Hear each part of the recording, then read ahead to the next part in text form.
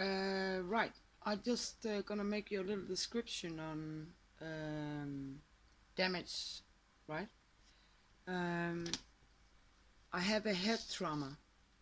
It's in my back head, and the same damage was a neck damage, right?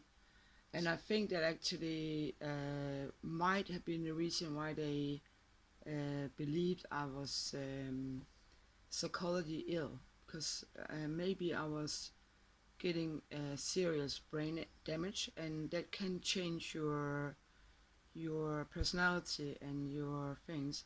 But because of the Litauen DDR jail, I was taken from Copenhagen to DDR Litauen and came back very hurt after torture, and that was also assumption of assault here and threaten here, right? Also, another thing is the terrorism or plaguing terrorism. I ended up in the hospital with a friend dead, and these two very traumatizing things, of course, made me suffer from trauma. It's not that I really think so much about the torture in Litauen and Russia or plaguing terrorism. I think I was after rehabilitation, and I think I pulled myself up by making sport, and I also think that I educated in civil, and that went well. So, and then I assigned some, for example, missing kids thing, the Natasha Campus, and peace mission in Ireland. I was actually also hospitalized in Ireland. So basically, uh, when you kind of try to save somebody's life, you might have a risk to get hurt. That's the part of it, right? But I have this brain injury here and a neck injury here. I also have a phosphor burn. I think I got that in UK or something. Uh, and I have a phosphor burn here. And actually, because of the situation in the DDR, I did lie for the doctor, which is also the military doctor, because we were trying to, sorry, the wall down, right? So basically, I was too late getting help for the first war burn, so they were putting some, sorry to say this, blood-sucking insect to clean the tissues, and then it get better. But there's like the skin is like a little like this, right? And when I get heat on the area, it hurts. Then I in 2011, 12, I was attacked again, probably mainly about the media, but I got actually a wound here on my leg, the same leg actually. And that wound, I went to the hospital, but they didn't think it was serious. But I can see now that actually it grew together, right? And actually, I also have like from a helicopter thing, I had something that bled here and in the spine here, right? It went, maybe it was one or two or just one. And that actually hurt my shoulder a little bit, I realized later. Then the worst thing happened because in 2011, 12, I was attacked by a third person, and they raided my home. I was with Chris Stevenson, and they took my son. And the situation was very serious. I barely survived. I did think I was gonna die, and I was hearing myself dying, and I woke up again, and I suffer, I think, from, they say, like survivor's guilt, and and I fight endless fight against the Danish state on this matter, but I can't continue, so I will have to face that I can't win. And the idea of the boy that I see 1 hour a month is a little uncertain. There's some indication that it might be different. I post all my data from 2011-12 to USA, and so we got like an investigation running, and actually it ran back to 1985 on the entertainment and also other stuff. So that's what I don't know if I was, this is, difficult to remember, but there was the Chernobyl accident in Russia, and I think they were flying over the area and had permission to call up officials to ask if it was a container ship fire or we could see a horizon thing. So I also, because I was interested in nature and atomic power when I was a child, actually. This is back in the 70s. So I know a lot about this stuff, and I think that it's a violent area, the radioactive. But then I was exposed a lot to abuse, not only in the military way of abuse, but also in civil. And I think that one of the problems is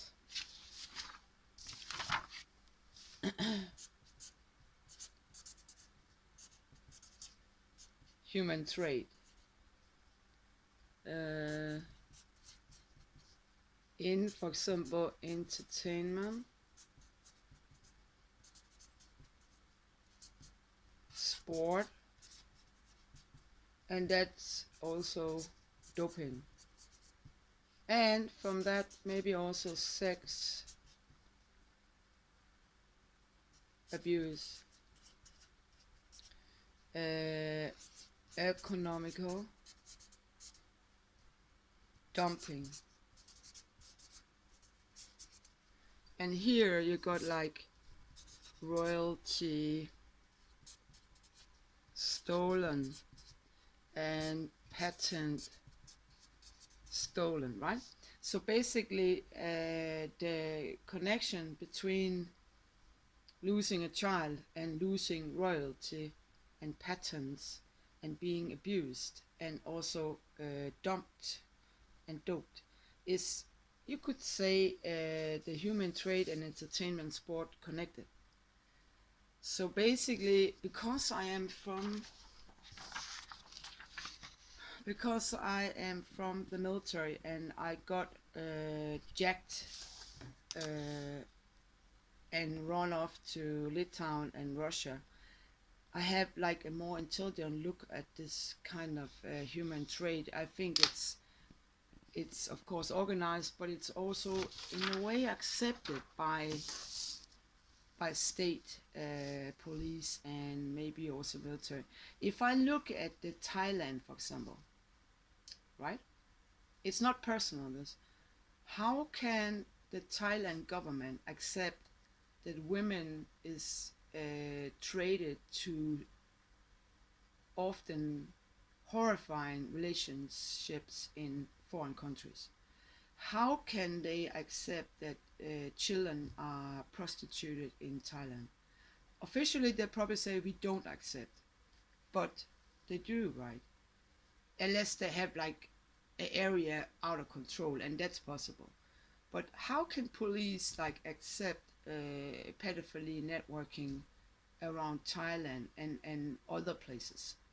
I mean, what is this about? You got the red district in the harbor, you got the red district in Vesterbro in Copenhagen, or in Amsterdam, or in New York. I mean, do we still have slaves? Yeah, we do. How can EU accept like cheap labor, migrant, Balticum farm workers, migrant working at farms in Spain and Italy. And their kids, where would they be, right? So I'm just like everybody else, trying to find the missing boy, and sometimes I fall over other people's missing children, right? And basically, you have no idea how it feels to lose time with your child. Now, I lost my child in 2012. This is 2020. It's 8 years ago. It's been like a walking in a desert. It's every day I have to pull myself up and say I have to fight. Every day I face this kind of desperation, depression kind of thing, survival skill or whatever. But I look out, there's no child, and they will slowly dump you into loan problems and non-housing. Being violated by organized crime is tough, right? They will like attack you or bully you or spread rumors, steal your Facebook login, your ability to communicate, make fun of the telephone. If I call the justice minister, I get like a assault back, right? So take this, right?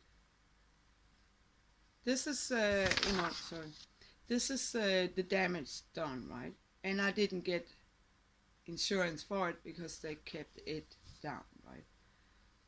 So actually, I sometimes feel like my life has been, in a way wasted. You know, I feel maybe that we shouldn't have been born. I mean, there's nobody really cares about missing person. No matter if it's Anna Beaumont from Australia with the two sister and brother, if it's Arlen Akesson from Ireland, if it's Daniel Bartner from USA, Alabama, if it's Heidi Jebsen from Denmark, if it's if I hope Ethan Pets could be found alive, I have an idea. If it's Bulgarian missing children. So basically, what is about it is, we kind of got some information, but we didn't use them. Or we know that you had this military damage, but we call you nothing, right? What is that about? I mean, is the military criminal? Is the police criminal? Is the world criminal? Yeah, in a way that I sit alone tonight without my child, without any money, without proper housing, with an ID that's explored and abused. I'm very, very known source in entertainment and sport, right? So what is about that life matters for the money? Yeah, sure. Does life matter? Find out later.